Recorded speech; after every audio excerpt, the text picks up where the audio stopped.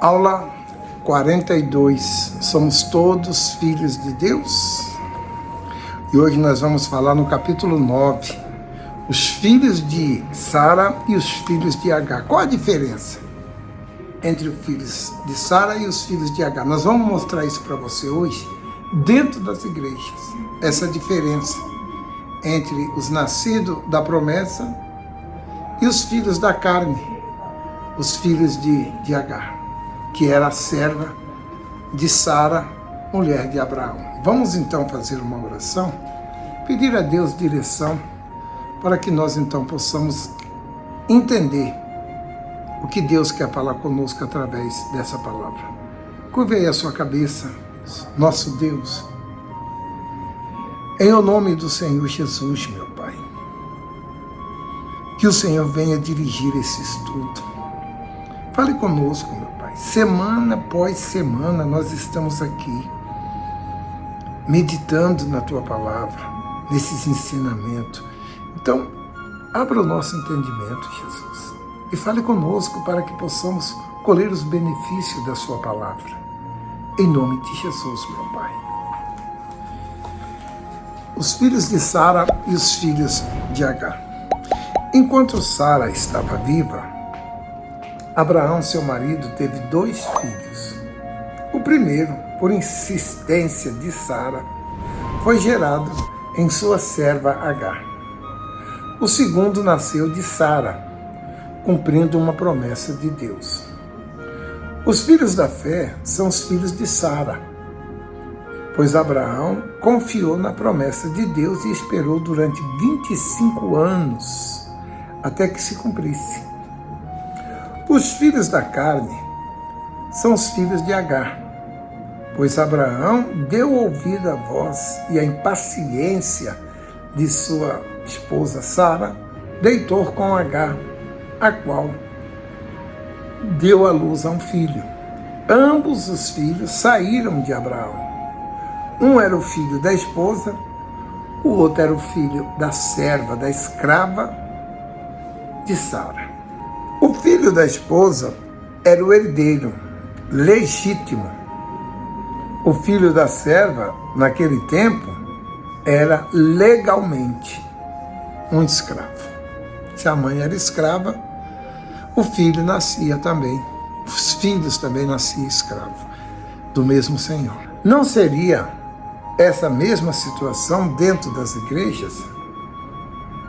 Não seria os nascidos do Espírito Santo os filhos da promessa de Deus? E os filhos da fé são os filhos de Sara.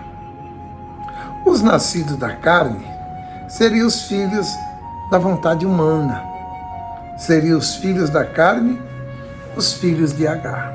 Veja só, a vontade de Deus é suprema, mas a vontade de Deus se cumpre no tempo de Deus. Não é no meu tempo, não é na minha vontade, é no tempo e na vontade de Deus. Nunca se esqueça disso.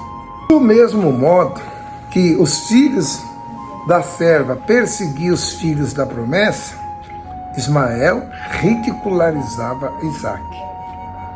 Os filhos da carne perseguem os nascidos do Espírito. É a mesma coisa hoje, mudou nada. Só mudou as peças, né? Mas a atuação é a mesma. Nós da Universal temos sofrido as perseguições na pele no mundo todo. Alguns chamados irmãos estão entre os que mais nos criticam. Por quê? Todo o nosso trabalho é apoiado na Escritura Sagrada. O grande problema é que, a exemplo de Abel, temos apresentado a Deus a oferta de sacrifício aceitável. E por isso a Universal tem crescido juntamente com seus membros no mundo inteiro.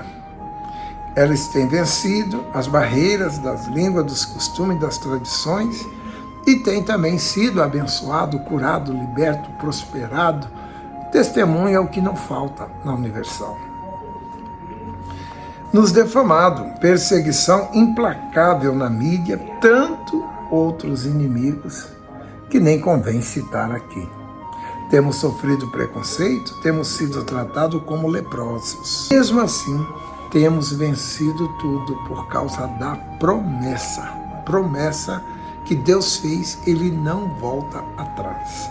A universal do reino de Deus é como Isaac, que semeou na terra do inimigo e colheu 100 vezes mais. Gênesis 26, 12.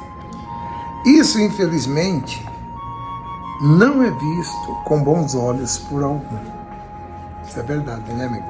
Observamos assim a enorme diferença e a dura realidade em que os filhos da fé e os filhos da carne. Tem uma diferença berrante entre os filhos nascidos do Espírito e os filhos da carne, os filhos da fé. Olha só, a Bíblia afirma que somente os da fé são filhos de Abraão. Gálatas 3, 7. Ou seja, os que vivem pela fé no Senhor Jesus é que são herdeiros da promessa de Deus a Abraão. Eles são os verdadeiros filhos da promessa. Os filhos da serva, por sua vez, permanecem na condição de escravo, mesmo dentro das igrejas. São errantes neste mundo e terão o choro e ranger de dente na eternidade. É aqueles que o Senhor Jesus vai dizer assim, nunca vos conheci.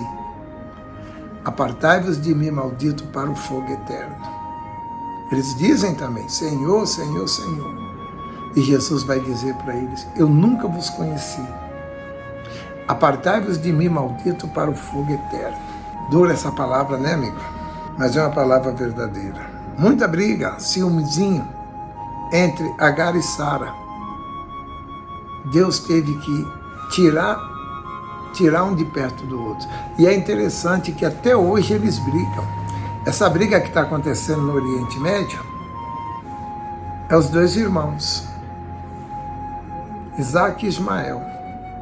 Ali o Líbano, a Síria, é onde vivem os irmãos de Isaac e Ismael. Ali que ele se alojou. E essa briga, ela já vem há milhares e milhares de anos. E não vai acabar. Não vai acabar. Você vai cada vez ficar mais forte. Porque isso está escrito. Mas quem vai vencer no final? Isaac. Porque assim Deus quer. Um dia Abraão teve de mandar embora de casa Ismael, seu filho, com a serva Agar.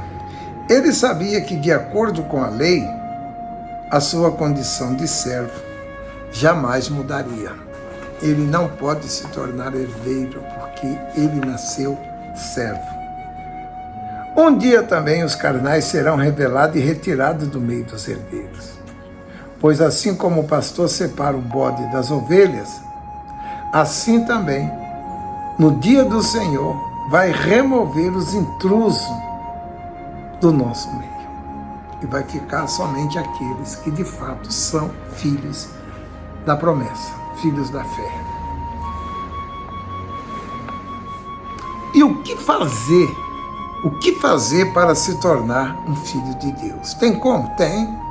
A porta está aberta. Jesus disse, eu sou a porta.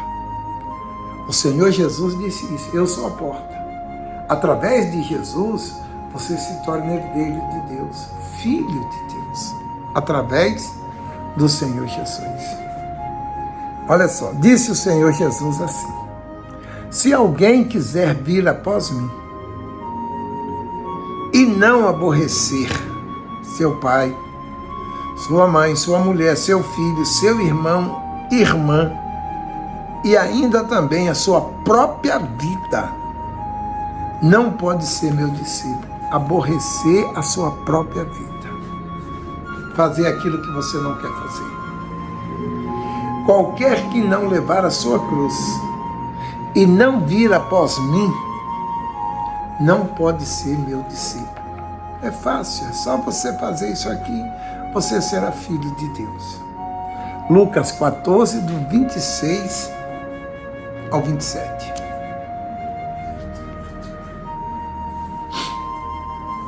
Para alguém se tornar filho de Deus, é preciso morrer para essa vida e nascer de novo.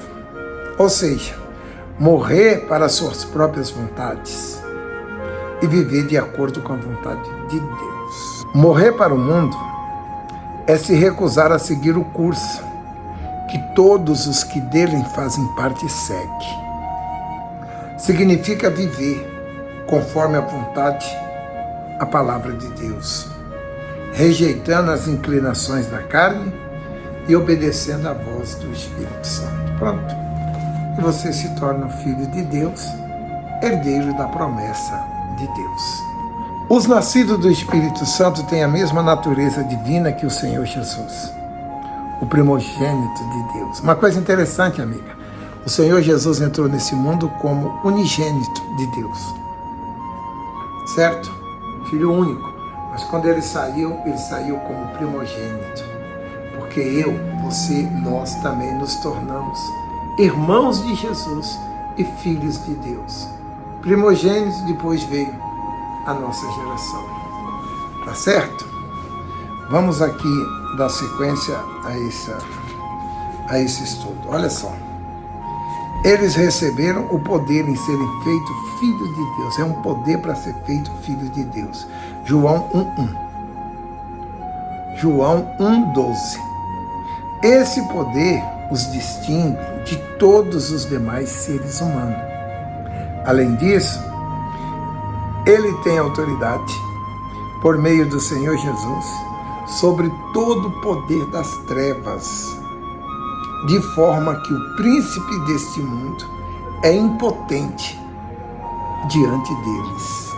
1 João 5,18.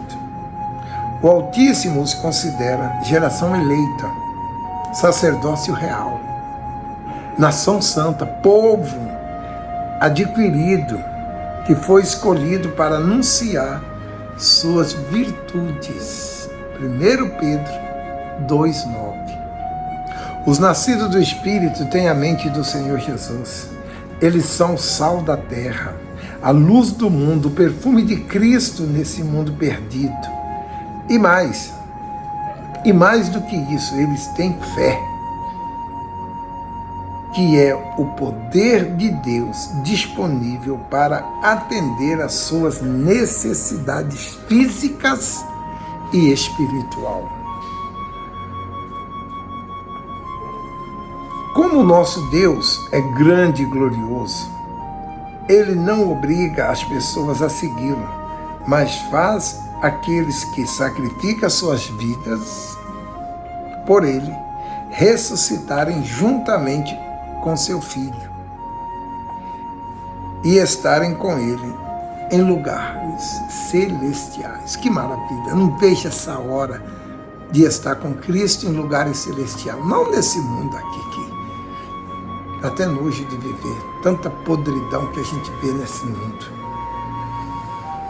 Dirigido pelo Espírito Santo, o apóstolo Paulo descreveu a condição dos que são nascidos de Deus, dizendo: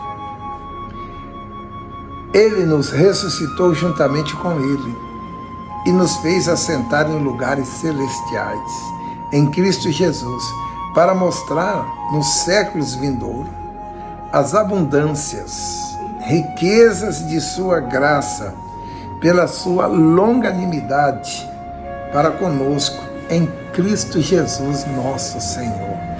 Efésios 2, do 6 ao 7. Está aí, minha amiga. Tem uma promessa na palavra de Deus que é maravilhosa.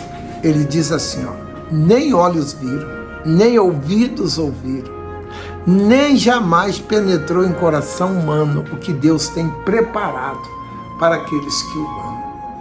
Eu quero essa promessa. Por isso estou pagando o preço e convido você também a pagar o preço. Negue-se a si mesmo, amiga. A sua vontade vai vencer daqui uns dias. Porque o nosso prazo nesse mundo é determinado, já está no fim. Está no fim. Por que não trocar esse restinho que tem por uma eternidade? É questão de sabedoria. Tá certo? Vamos iniciar aqui uma oração.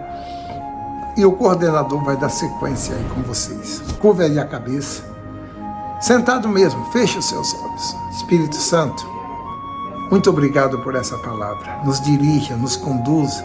Continue, meu Pai, nos abençoando e nos protegendo de todo mal.